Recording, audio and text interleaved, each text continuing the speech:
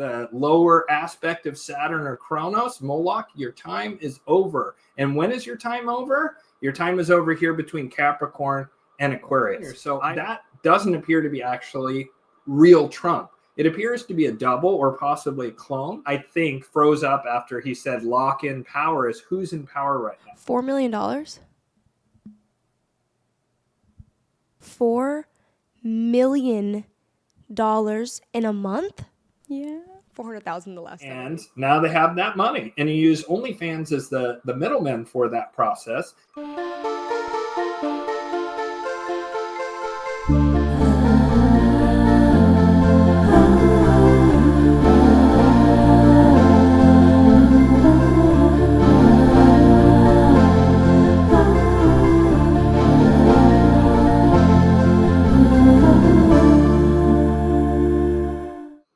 All right. Hello and welcome once again to White Lotus of Light. This is a channel that's dedicated into delving into the mysteries, the hidden truths and esoteric insights that help us understand the spiritual dimension of what's going on behind the scenes of the headlines that shape our world today. And today this is going to be a 30-minute snippet of our 2-hour-long Patreon episode. And we're going to be covering a myriad of ultra-deep topics that range across the gamut from geopolitics to spirituality, the occult, the hidden, and even the just plain comical. Some of the things we're going to be discussing today are Elon Musk and his starting to become infamous Omega necklace. Was it an occult amulet of protection? Was it intra-elite signaling? Was it something else? We're going to decode it here in today's show. Also, we're asking the question, is Donald Trump possibly using doubles for security reasons? It sure seems so based on some of the evidence.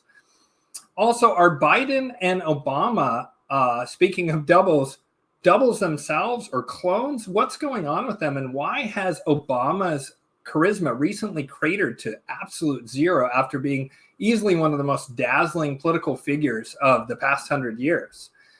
We're also going to be talking about OnlyFans and Sophie Rain's 43 million. Is that a Psy-Ops? Is there money laundering going on? What's really going on in that? And finally, we're going to talk about Putin versus the Satanic Temple. Is this a bold stand against the eroding of Western values? Is it religious repression? You decide. So we have a new offering now on whitelotusoflight.com, and that are channeled angelic guidance sessions. Many people who are in the midst of the political awareness and spiritual awakening that has happened, especially since 2020, when so many people we trusted and institutions we trusted betrayed that trust, and we have come to find out that they have been, in fact, lying to us and manipulating us for much, much longer. And when you go deep enough on your journey, and this channel is hopefully part of that journey, you'll discover that a lot of these deprivations and manipulations go back 6,000 years. The good news is times are changing.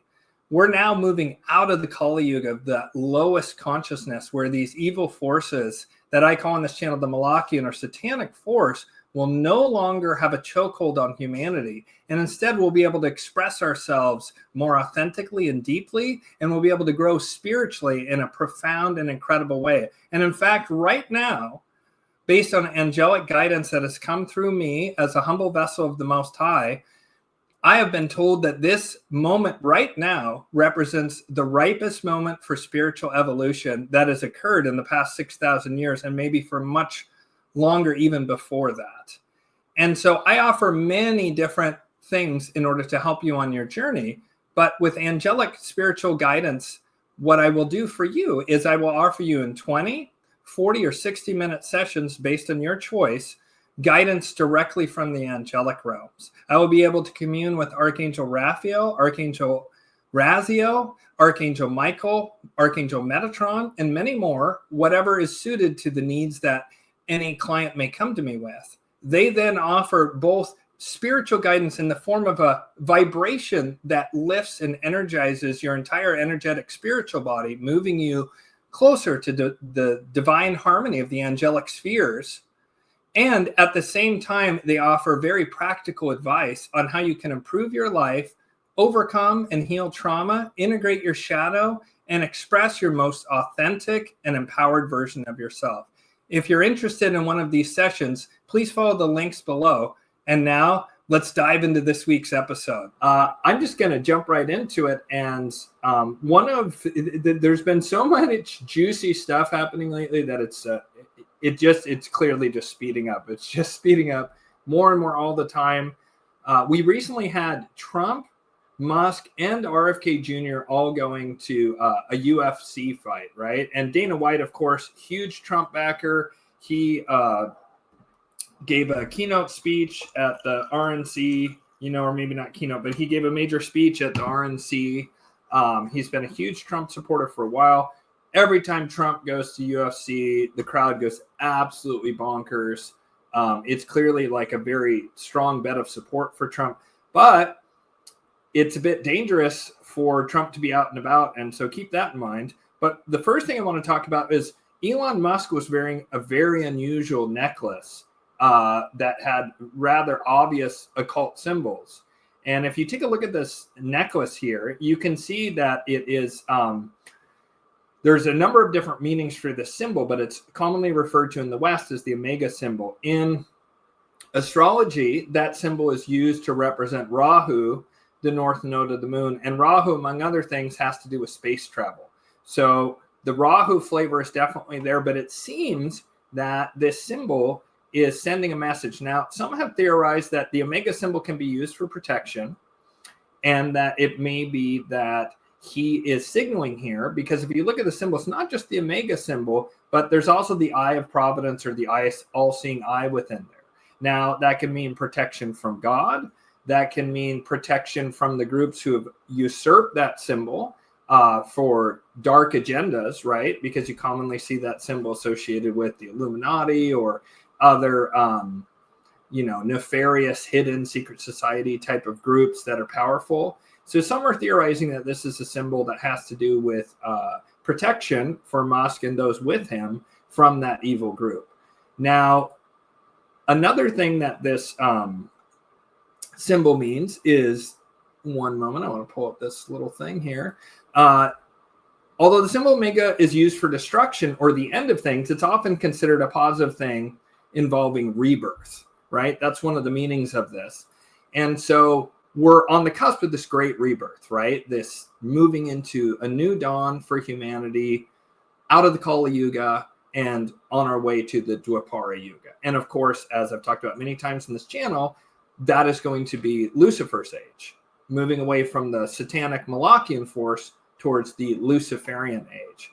And so what I see when I look at the symbol is the Omega is the end, right? Jesus is sometimes called the Alpha and the Omega, right? That's from the book of Revelation, saying that he is the beginning and the end. And it's talking about that Christos, that divine level of consciousness that's connected to the Most High, or even the God that encapsulates all of the tripart gods of the Most High, Lucifer, and Moloch, or in Indian terminology, Brahma, Shiva, and Vishnu, right?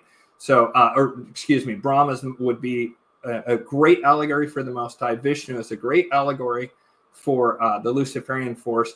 I don't super like Shiva and Moloch being one and the same, but it's fascinating to me that that tripart consciousness is very much represented there, with Shiva being the destroyer, which is very much the character of Moloch. So I believe that this symbol is showing that TikTok, it is the end times for the Malachian force. Now, probably one of the more famous pictures of the Omega symbol in the West, and one way in which that symbol was popularized outside of academics, mathematicians, physicists, or astrologers, was in 1894. There was a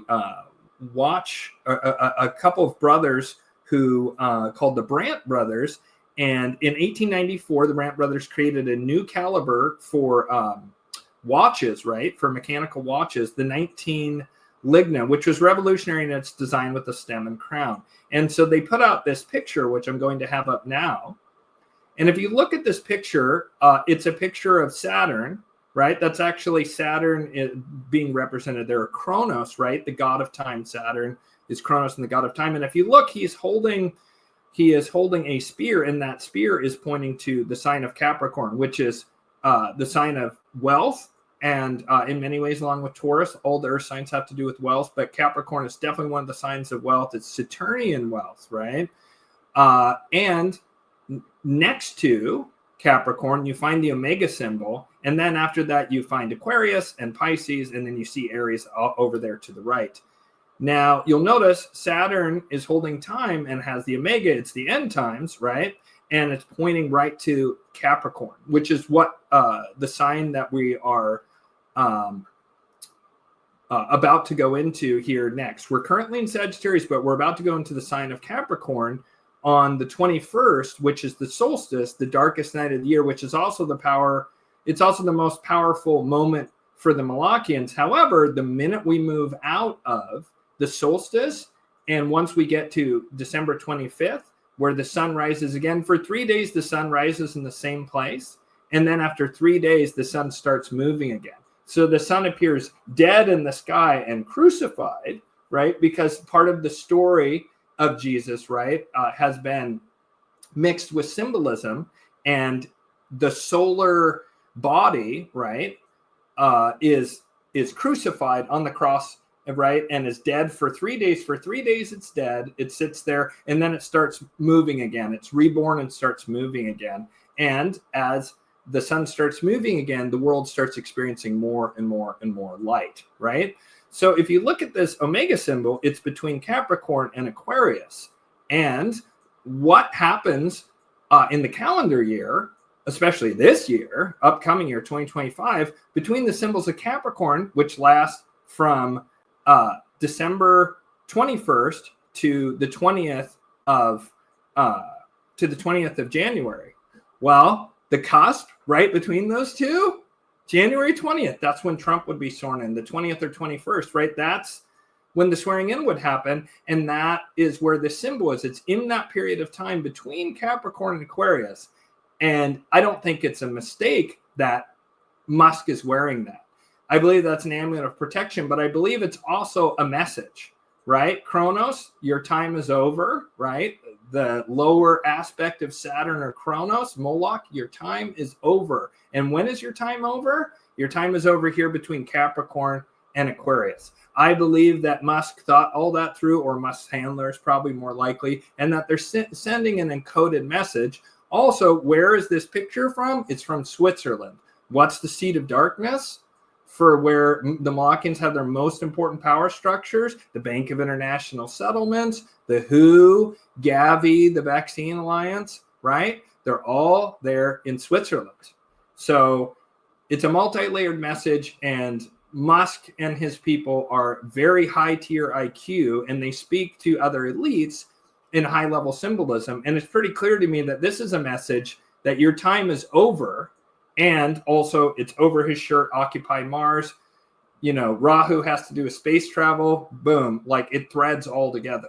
And so when these powerful people go out in public, they consider very carefully what they're wearing, right? Like if you look at pictures right now of Trump in Paris, you'll notice he's wearing black and gold. In a lot of the pictures, he's wearing his black overcoat. He has a blue suit on underneath, but he's wearing a black overcoat with gold and white. Those are Luciferian colors. And I also believe that that is Trump in Paris right now. However, at UFC, the Trump who was there does not appear to be actual Donald Trump because he's super short. He's barely taller than Dana White, and he's about the same height as RFK Jr. The thing is, Dana White and RFK Jr. are around 5'10", 5'11", and Trump is 6'2" or 6'3". Barron Trump is seen, Barron Trump apparently is 6'9", which is crazy. I really want to see Barron Trump dominating the low post in college and dunking on people. But alas, I think that will have to not happen. It's a pity that 6'9" genetics didn't go to me in high school, and then I could have dominated basketball. But Trump is very tall, and you see in all his pictures where it's definitely Trump that he is clearly a very tall man, not insanity tall like Barron Trump, but quite tall. I mean, he's just 6 inches shorter so than Barron Trump. And yet here in these UFC pictures and video, Trump is basically the same height as Dana White and RFK Jr. So that doesn't appear to be actually real Trump. It appears to be a double or possibly a clone. And I think that Trump doubles are probably being used quite a lot, and that the real Trump is usually in Mar-a-Lago. The fact that Trump appears to be actually in Paris right now, that looks to me like the real Trump. He's the right height. He has that same kind of look that real Trump always has. It's a big event. They're opening back up Notre Dame, which burned back in 2019. Funny, Notre Dame burns near the end of the last Trump administration. Notre Dame reopens right before a new Trump administration. Very interesting. And Notre Dame, of course, is very important to the Templars, and it's very important to Catholics, which are two really important groups to signal to. And speaking of doubles, so we all kind of know Biden is a double or a clone, right? I mean, we're just going to put up a little montage here so you can just take a look-see at this.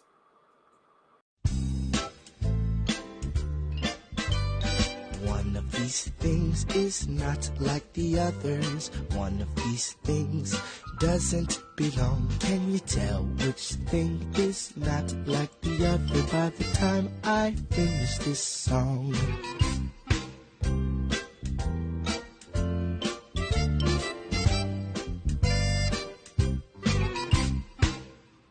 So, yeah, when you look at those, it's just crystal clear that we are not looking at the same Biden we were before.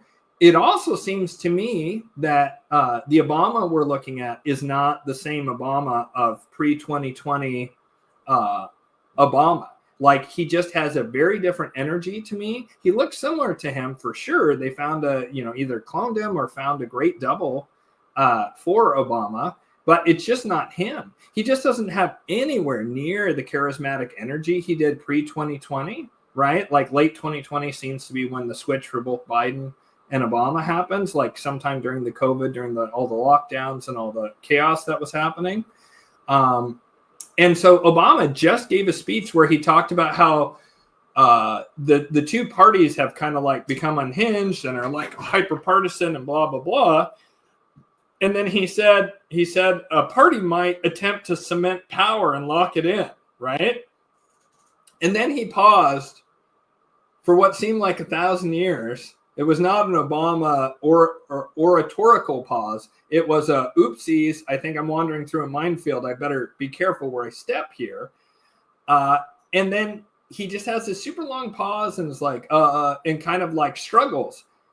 I've never seen Obama have that kind of verbal gaffe before. I mean, this guy is arguably the slickest, most verbally nimble public figure of the past 80 years.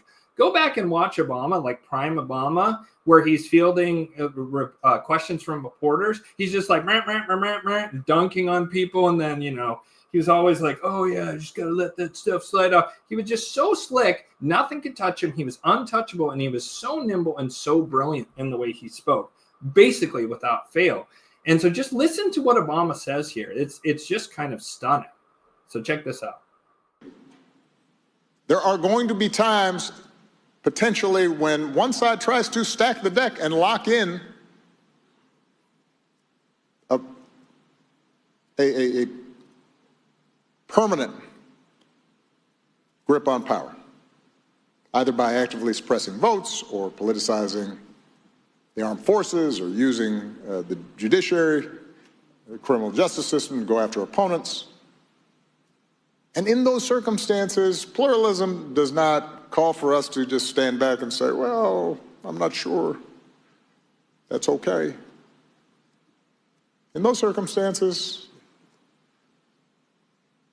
a line has been crossed, and we have to stand firm. So as you can see from that clip, I found that to be kind of both revealing and a bit chilling with Obama, because the fact that the reason he, I think, froze up after he said lock in power is who's in power right now and who's doing all kinds of machinations, it seems, to lock in their power and prevent Trump from being able to do anything to punish them. More on that later. And anyways, just very interesting statement by Obama, and I don't think that that's the original Barack Obama. All right, so we're going to switch gears here and talk about what I'm calling the OnlyFans Psy-Op. it seems to me that there's something deeper going on. Now, it's important to note that pornography in general is just utterly dominated by the Venetian black nobility's favorite frontman that they use for almost all their criminality, almost all their stuff, and that is the Khazarian mafia.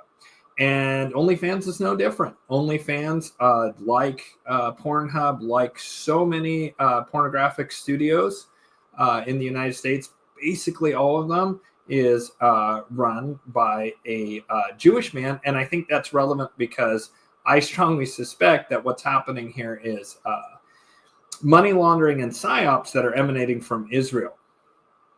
So recently, the internet has been ablaze with talk of this OnlyFans model named Sophie Rain, who just seems like a very average girl next door. And I know that that is a popular sort of trope in pornography. And again, who controls pornography? In those instances where it hasn't been controlled by that group, there's been other very shady stuff. There's a lot of stuff connecting, for example, Hugh Hefner and mind control operations in the 70s, 80s, and so forth, right? Like probably even starting way back in the 60s.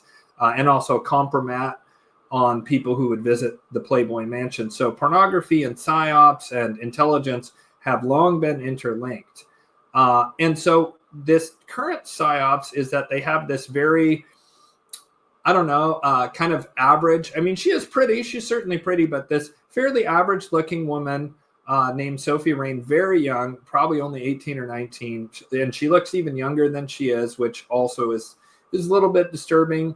But what is being pushed is that she's a Christian, very odd, and that she's making $43 million a year. Now, compare it to, I'm putting up an image now of these supermodels, right?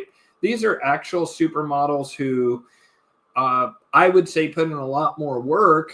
It's not manual labor, but being a supermodel, being on the catwalk, flying around, having to talk to fashion people, having to do photo shoots that are quite elaborate and take a lot of time.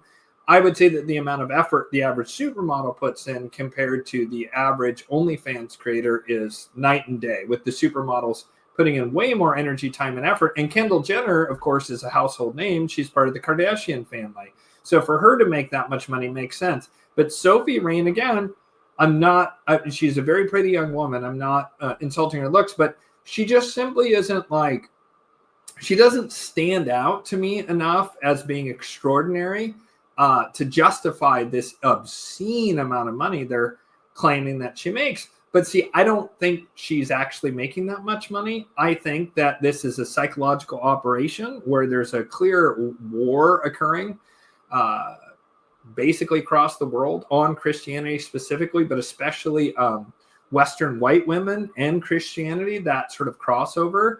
And you see in Ukraine, Zelensky, who is also part of this Khazarian mafia group, he outlawed the Russian Orthodox Church, which was the biggest church in Ukraine. And he's even had, overnight LGBTQ parties at some of these closed Orthodox churches. So basically gay orgies in an attempt to defile those churches. And there's been a lot of human trafficking, especially of all the young women. The young men have been being thrown into the meat grinder of the war, and young women have been being pulled out. And there's actually quite a lot of Ukrainian women that are on OnlyFans and elsewhere that have been plucked out of Ukraine and put into sex work, it seems. So you see this nexus over and over and over again of anti-Christian, anti-Western stuff that's emanating from Israel. And you also see money laundering, right? Tons of money laundering in Ukraine. This, to me, this OnlyFans thing looks like a psyop. Now, consider OnlyFans takes, I forget the exact percentage, but it's quite huge. I want to say it's 40% or something of the flow through that goes through OnlyFans to their various models goes to OnlyFans, and they keep it. They keep a rather enormous percentage of the money. And that's a fairly typical business model. Google does the same thing with YouTube videos. It's why I do Patreon instead of Google, because Google takes a much bigger bite than Patreon. So the point is that a lot of that money, about half of it, and we'll just call it half for simplicity's sake, about half the money ends up going to OnlyFans, right? which means that then OnlyFans can take that money and, pay out various people in their group, mostly the high-level executives, right? Because there's not a lot of infrastructure behind it other than just keeping up like server farms, a lot of stuff that's very automated. So most of it goes to the CEO and the leadership, and those people in turn can then spend that money however they want, right? So what it looks like to me intelligence, and most likely Mossad, is giving tons of money to certain OnlyFans models that it then pushes out in the public and says, hey, young Christian girls, you can be a Christian like Sophie Rain and make $43 million as a girl next door type. So you are aware that like you're the final boss when it comes to OF, right? Is that what they say? Yeah. Is that what they call it? Mm-hmm. And I know you saw the clip of Julia making $400,000 a month, so I just need to know, like, how much are you making a month? I don't know if I don't really want to hurt your feelings. I just don't. Hurt my feelings? What do you mean? I don't want to say. You don't have to say, just show me. Yeah. Okay, yeah. And I won't break your phone.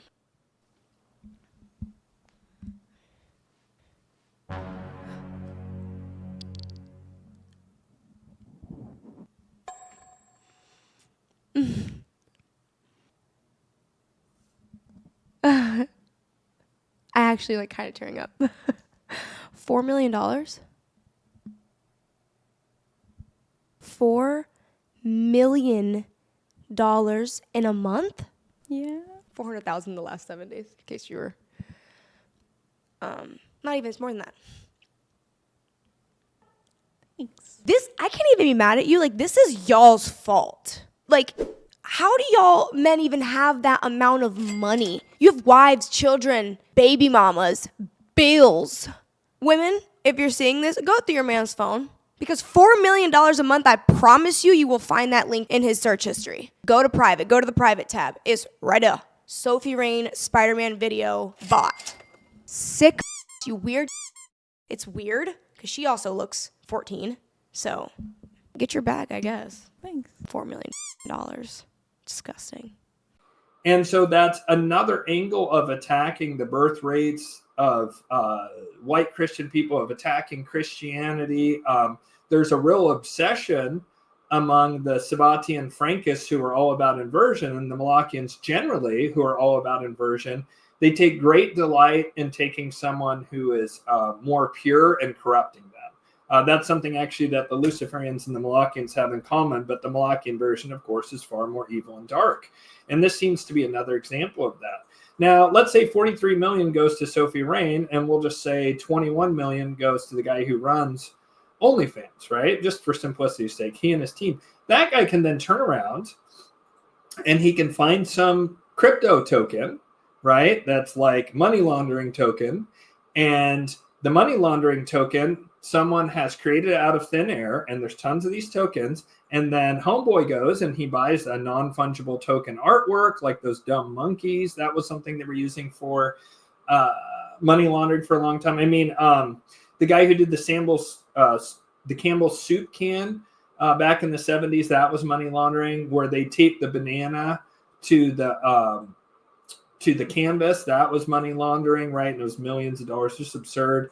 The Ukraine flag thing that happened a couple years ago, where they paid like 40, 50, 60 million for this just piece of junk artwork. Hunter Biden, more on that later, has used artwork to do money laundering, right? People buy his artwork for absurd amounts of money. So you buy these worthless meme coins or whatever, right? And then the creators of that coin then go and cash it out. And the creators of that coin are the same people who put the money through OnlyFans in the first place to hide it. And now they get it back, right? The guy takes his cut. It's the money laundering middleman always does. And they have quite a lot of that money. And now it's clean, right? It's clean. It's not traced back to the source, which is intelligence. And it's quite likely come back to intelligence or intelligence assets who are then being paid to carry out assassinations, to do drug running, human trafficking, whatever criminality they're up to, they can get paid. So you can go from the intelligence agency to OnlyFans, from OnlyFans to some form of crypto, and then out from that crypto to operatives in the field that you don't want connected to the intelligence operation, right? And Now they have that money, and you use OnlyFans as the middleman for that process. And you at the same time are corrupting, you're corrupting Western civilization, destroying it, undermining it, destroying the family, lowering birth rates. If you look at, there's a graph of fertility rates of women in their 20s.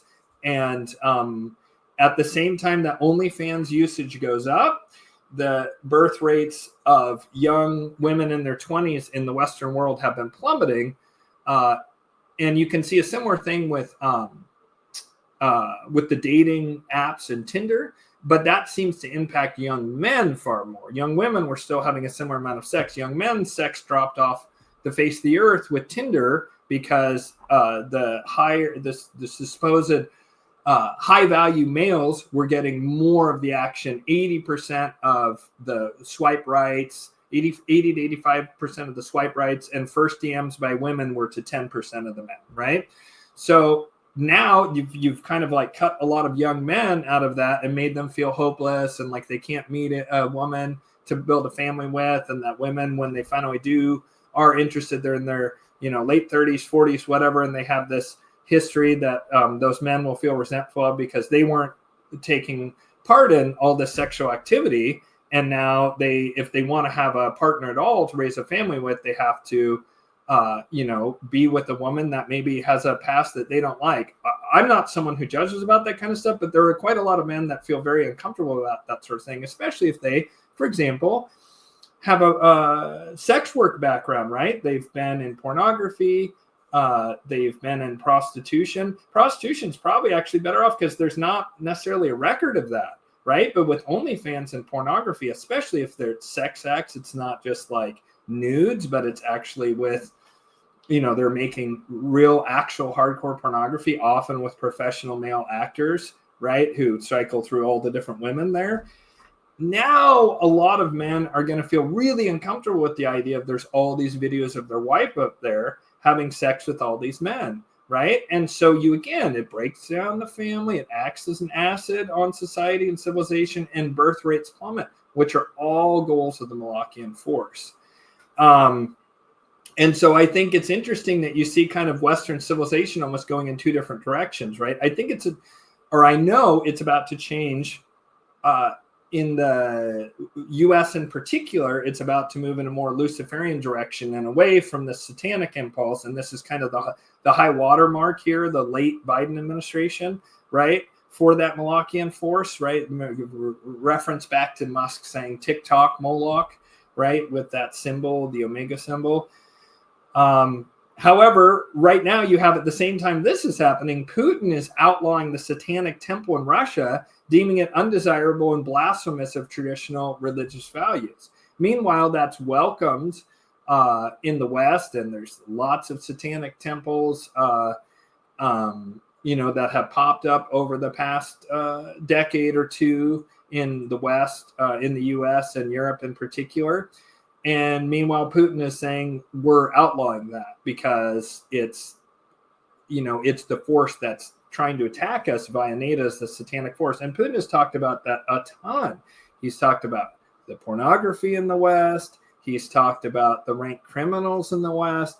And he's talked about pedophilia in the elites in the West at great length. And he kind of ties all of those things together and ties those together with activities in the Ukraine around human trafficking and money laundering, which again ties into the thing we were just on. And so, which way Western man, that image that shows a dark, stormy castle or like a beautiful castle that's all sunlit and wonderful and whatever, right now, the West is on the wrong path, other than now the U.S. is going to be moving in this Luciferian direction. Well, if that whet your appetite for the full 2-hour episode, I suggest that you follow the link below and go over to our Patreon and sign up for a free trial. There you can see not only this full 2-hour episode, but all prior episodes, and also on that same free week trial, be able to catch this Friday or Saturday weekend Patreon cast and all prior Patreons that we've done at that tier of membership. And in this 2-hour episode that goes really deep, we're going to be talking about all kinds of things like Biden's preemptive pardons. What are the Malachians up to? They seem like they're about ready to just carpet bomb the entire liberal establishment from General Milley to Fauci and beyond with pardons, just dropping off. It's like an episode of Oprah, a pardon for you and a pardon for you and a pardon for you. Everybody gets a pardon, right? It's just absolutely ridiculous. And then there's the curious case of the assassination of the United Health CEO. I am shocked and astonished astonished to see how many people are just buying the mainstream narrative hook, line, and sinker. We go a bit deeper on here and ask some questions. They have a suspect supposedly in custody now, but do they have the right guy? I have questions. So we're also going to have geopolitical updates from the terrible coup in Syria to South Korea's short-lived martial law to Ukraine and Canada, and how recent gun grabbing by Trudeau might impact the Ukrainian war, believe it or not. It seems like a Babylon Bee headline. Sadly, it is not. We're also going to be talking about UFO and UAP sightings and their possible connection to the legendary Galactic Federation. I mean, they have been absolutely off the charts the past couple weeks. Is this fulfillment of angelic prophecy from this channel?